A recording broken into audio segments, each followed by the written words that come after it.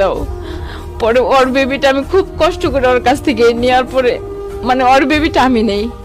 Baby জন্ম হওয়ার পর হ্যাঁ, ওর বেবিটা আমি নেই। আমি ওদের বলি নাই যে আমার বেবিটা নষ্ট হয়ে গেছে। কোথায় থাকতেন, আপনার নিজের বাসায় না আপনার শ্বশুর বাসায়? আমার নিজের বাসায়। আমার 3 মাস যখন ছিল তারপরে মানে 4 মাসের পরে থেকে আর ওদের বাড়িতে আমার যাওয়া হয় নাই। তারা কখনো ভিডিও কলও দেখতে চায়নি আপনাকে? না, এরকম ভাবে কখনো বলে নাই আমাকে যে ভিডিও কলে দেখি বা এটা সেটা, এরকম কখনো বলে নাই। আপনার স্বামী আপনার সাথে ভিডিও কলে কথা বলে না? হ্যাঁ, ও সবসময় ভিডিও কলে কথা বলতো, কিন্তু কখনো পেট দেখার জন্য কোনো কিছু বলতো না যে দেখি বা এটা সেটা, এটা কখনো বলতো না।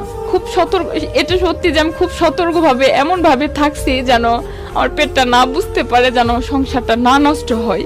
এই কারণে আমি সবসময় লুকানো অবস্থায় থাকতাম। পরে যখন বোনের বেবি হওয়ার পরে বাচ্চাটা আমি বোনের বলি যে আমার কাছে থাকলেও যা, তোমার কাছে থাকলেও তাই, আমার ছোট বোন তো। পরে ওই বলে আমি বললাম যে বাচ্চাটা তুমি আমাকে দিয়ে দাও।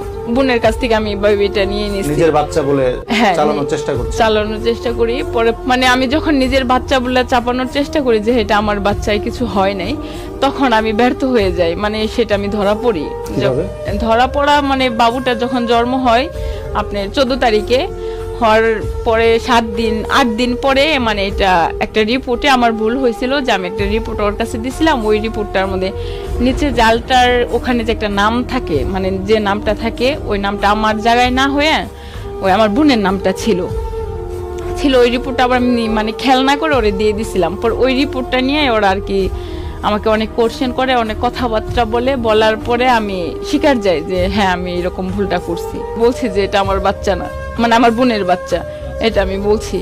বলার পরে মানে তারা আমার বাড়িতে, আমার ভাসুর, তারপর আমার একটা যা, আমার দেবর, হেরা সবাই আমার বাসায় আসলো। তখন তারা আমার নামে মানে যা খুশি আমাকে থানা পর্যন্ত টেনে নিয়ে গেছে, গ্রামের মানুষ দেহানস্ত করাইছে শুধু বাচ্চাটার ব্যাপার নিয়ে। এখন তারা আমার মানে বোনের হাজবেন্ডকে বলতেছে আমার হাজবেন্ড, তারপরে আমার আরো 2টা বিয়ে হয়েছে, 3টা বিয়ে হয়েছে, মানে এখন যত মিথ্যা অ্যালিগেশন আছে সমস্ত কিছু দিতেছে। কিন্তু এটা সত্যি ভাই, উপরে আল্লাহ, আমি শুধু একটা মিথ্যার আশ্রয় নিয়েছিলাম যেন আমার সংসারটা নষ্ট না হয়, শুধু একটা।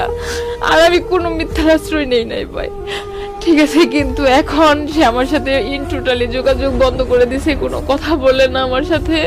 এদিক দিয়ে আমার বাবা মার টেনশন, এদিক দিয়ে ও কোনো কথা বলে না। প্রায় 1 সপ্তাহের উপরে হয়ে গেছে আমার সাথে কোনো যোগাযোগ নাই, কথা হয় না। সবার পায়ে ধরে মাপ চাইছি, সারাদিন কান্না করে মাপ চাইছি। আজকে 7 দিন হয়েছে ভাই, আমি আপনাদের স্টোরিতে এসে আমি বিস্কিট খাইছি। আর এই পর্যন্ত আমি কোনো খাবারও খাইতে পারি না, আমি ঘুমাইতে পারি না। এখন আমার শুধু আপনাদের সবার কাছে এটুকুই অনুরোধ যেন